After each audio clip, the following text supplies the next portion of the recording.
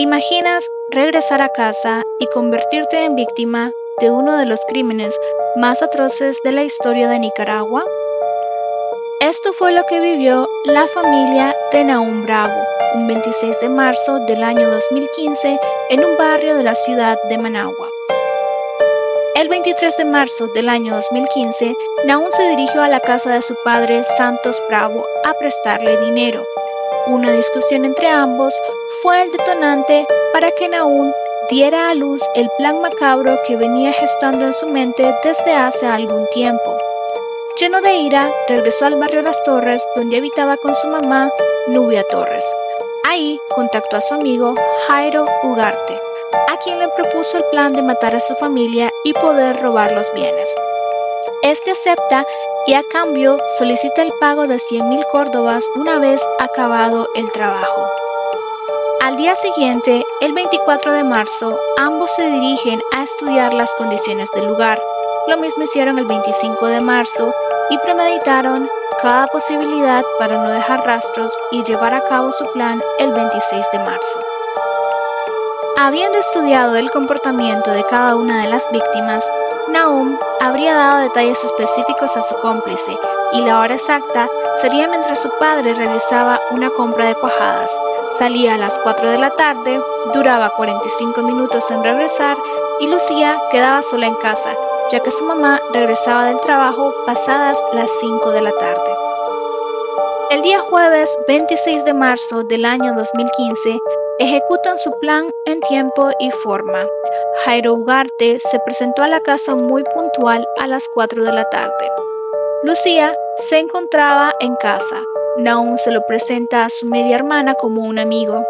Ella se encontraba en la sala, se dirige repentinamente hacia la cocina y cuando regresaba su hermano la sujetó y le pidió a su amigo que tomara la navaja que estaba en la cocina. Cuando encontraron su cuerpo, Lucía tenía 40 puñaladas en la espalda y laterales. 2 de ellas perforaron el hígado y el pulmón y murió desangrada. La segunda víctima de aquel triple crimen fue Santos Bravo, quien llegó a casa y es recibido por su hijo. Este mismo lo sostiene para que Jairo le propine golpes en la cabeza con un bate de aluminio hasta desmayarlo. Luego también lo arrastraron hasta la cocina, le pusieron un trapo en la cabeza y una brida en el cuello y los pies. La idea era asfixiarlo, pero él no murió inmediatamente. Los peritos determinaron que había tierra en sus pulmones, lo que significa que fue enterrado vivo. Como era de esperarse, a las 5 de la tarde se aparece su última víctima, Rosibel, quien regresaba de su trabajo. También es recibida por Nahum y cuando ésta estaba en la cocina, Nahum la sujetó mientras Jairo la golpeó con un tubo metálico hasta matarla. Luego, arrastraron los 3 cuerpos a la fosa que se encontraba en el taller de mecánica que estaba dentro de la misma casa, donde se cambiaba el aceite a los carros que llegaban al negocio. Limpiaron el lugar y abrieron la caja chica del negocio donde encontraron 2,500 córdobas, de los cuales Nahum pagó 1,000 a Jairo, restándole 99,000 del monto acordado. ¿Cómo se descubren los hechos? El Viernes Santo del año 2015, Nahum dio una gran fiesta en la casa de su padre, donde había música alta, bebidas alcohólicas y hasta una piscina inflable, lo que llamó la atención de los vecinos porque era algo que nunca había pasado. Lo que no sabían era que debajo de esa piscina estaban los cadáveres de Santos, Rosibel y Lucía enterrados en la fosa que se utilizaba para realizar los cambios de aceite. Ya que Rosibel no recibía dinero de Santos, empezó a trabajar en una comidería de uno de sus hijastros, Abner Saúl. Su día libre era viernes y ella era muy responsable. La última vez que Rosibel fue a trabajar fue un jueves 26 de marzo. Viernes no se presentaría porque era su día libre. Sábado por la mañana, su jefe empieza a preocuparse porque no se presentó a trabajar, pero recibe un mensaje que decía: «Buenos días, doña Vero. Le escribe Lucía para decirle que mi mamá no llegará a trabajar porque vamos con mi papá a Jinotega. Mi hermano Nahum se quedará en casa». Esto llamó la atención de Verónica, ya que le escribieron de un número que no era de Lucía y tampoco de Rosibel. Ella decide realizar una llamada y del otro lado responde Nahum. Le dice que ese era su número, ella lo guarda y él le comentó que la familia había salido hacia Jinotega. Dionisio Bravo, hermano de Santos Bravo, también había pasado a buscarlo. Nahum le comentó que se había ido para Jinotega con Lucía y Rosibel y que cuando llegó los encontró discutiendo. También dijo que él estaba cuidando la casa. Esto último llamó la atención de Dionisio, puesto que Nahum sería la última persona a la que su hermano le confiaría el cuidado de la casa, ya que no confiaba en él. Otra de las cosas que Dionisio encontró sospechosas fue que Nahum mencionara que el motivo del viaje a Jinotega era para comprarle una casa a Lucía, puesto que Santos ya había decidido que esa casa donde ocurrieron los hechos se la heredaría a su hija menor. Nahum también dijo que la alcaldía de Managua había mandado a sellar la fosa porque Santos no había realizado el pago de sus impuestos, lo que era también imposible de creer, ya que Santos era responsable con sus negocios. El hermano mayor de Nahum y su esposa, quienes eran los jefes de Rosibel, también llegaron a la casa a buscarla un día lunes. Nahum los recibió en la entrada con la misma historia.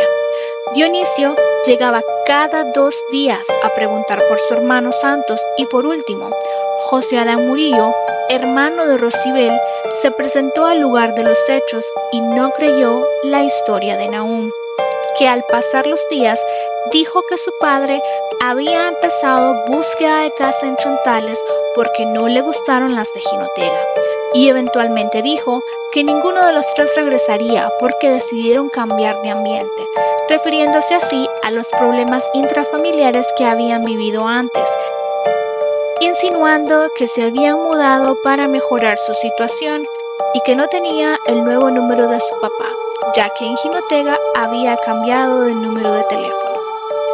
Ante la sospechosa situación, José de Murillo reporta la desaparición de sus 3 parientes y la policía se presenta por primera vez en el inmueble un 8 de abril. Tomaron varias fotos al lugar, incluida la fosa, y se marcharon. Regresaron por segunda vez el 9 de abril. Nahum es avisado por su mamá y él decide quitar los 2 chips de sus teléfonos y empieza a huir de las autoridades. Fue hasta el 10 de abril, 16 días después de la desaparición, que la policía encontró los 3 cadáveres y capturan a Nahum Bravo junto a su esposa Orquídea.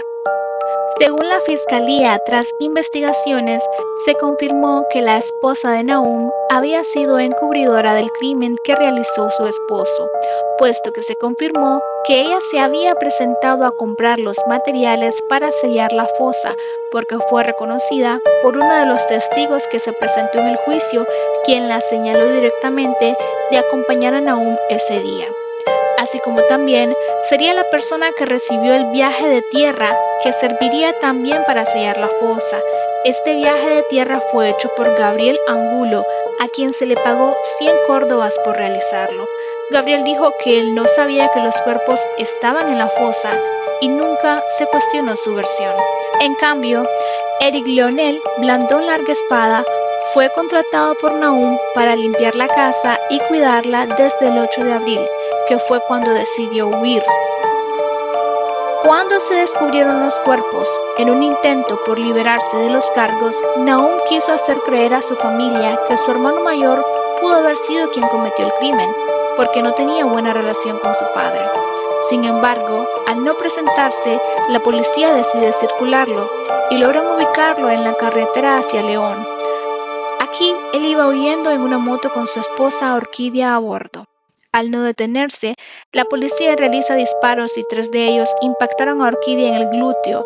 Es así como Nahum pierde el control y caen del vehículo, logrando así su captura. Conozcamos un poco más de ellos. Santos Lucía Bravo nació en 1957 en Santo Tomás, Chontales. En el año de 1976, a sus 19 años, se mudó a Managua a trabajar. siendo un buen administrador de sus ingresos, junto a su hermano, logró emprender y volverse mayorista de los productos que vendía. Durante este tiempo tuvo su primera pareja y su primer hijo.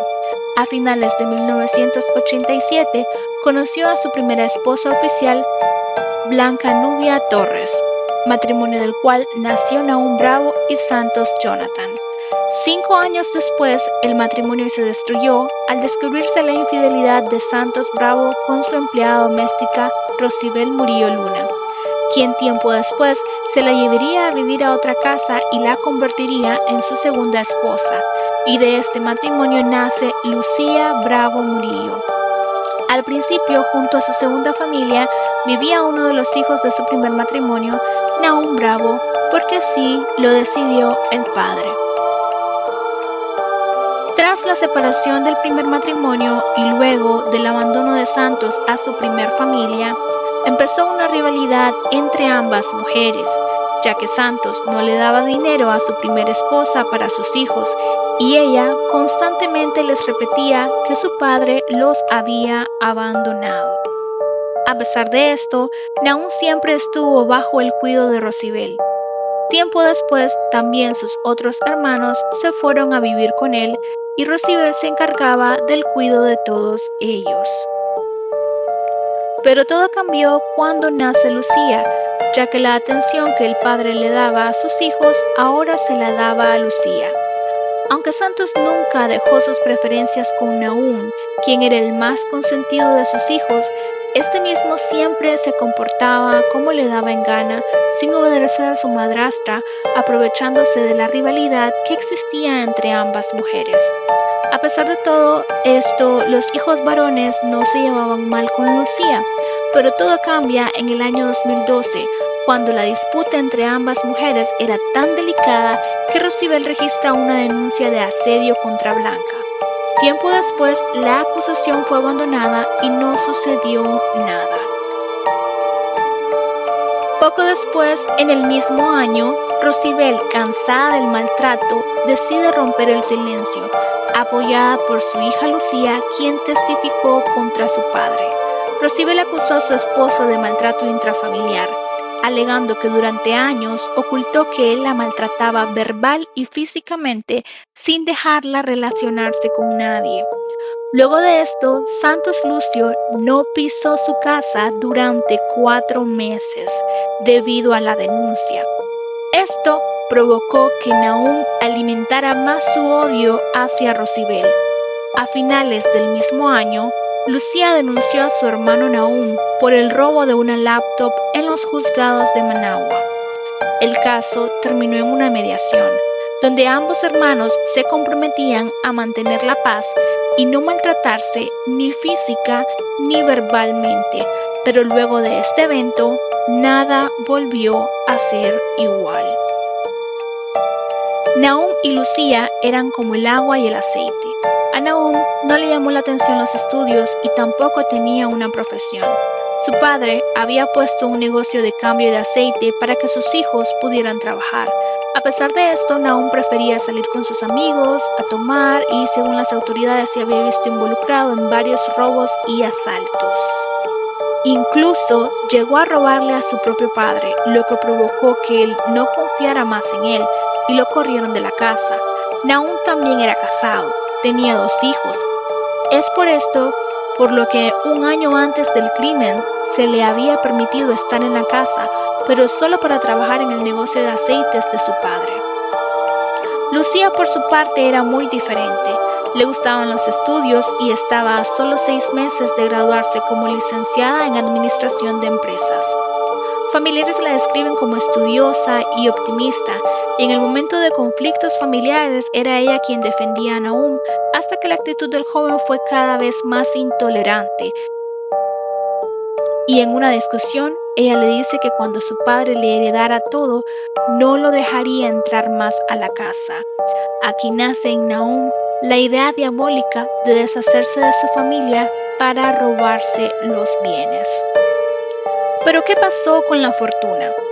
Santos Lucio era un hombre tacaño pero trabajador, por lo tanto llegó a acumular mucho dinero. Su hermano Dionisio Bravo dice que Santos tenía cuentas bancarias en Panamá, Estados Unidos, España y Canadá, y que solo en Panamá tenía poco dinero porque la cuenta era reciente, pero en nosotros acumulaba el $1.000.000. Durante la investigación, Dionisio afirmó que días antes de cometerse el crimen, a su hermano se le habían vencido 2 certificados que tenía en un banco de Managua de $250.000 cada uno, por lo cual le pidió a su hijo Nahum que lo acompañara a sacar el dinero, el cual llegando a la casa guardaron en una caja fuerte que Santos poseía. Esto se confirmó cuando durante el juicio personas que lo presenciaron afirman que un cerrajero de Ciudad Jardín llegó a testificar que Nahum lo buscó para abrir la caja fuerte, pero que no le fue posible. Cabe señalar que al final del caso nunca se supo qué pasó con el dinero que Santos confesó que tenía. Según fuentes periodísticas, este rondaba los 80 millones de córdobas, pero el abogado que se encargó de procesar judicialmente la herencia nunca logró conocer sobre el dinero que Santos tenía en el exterior.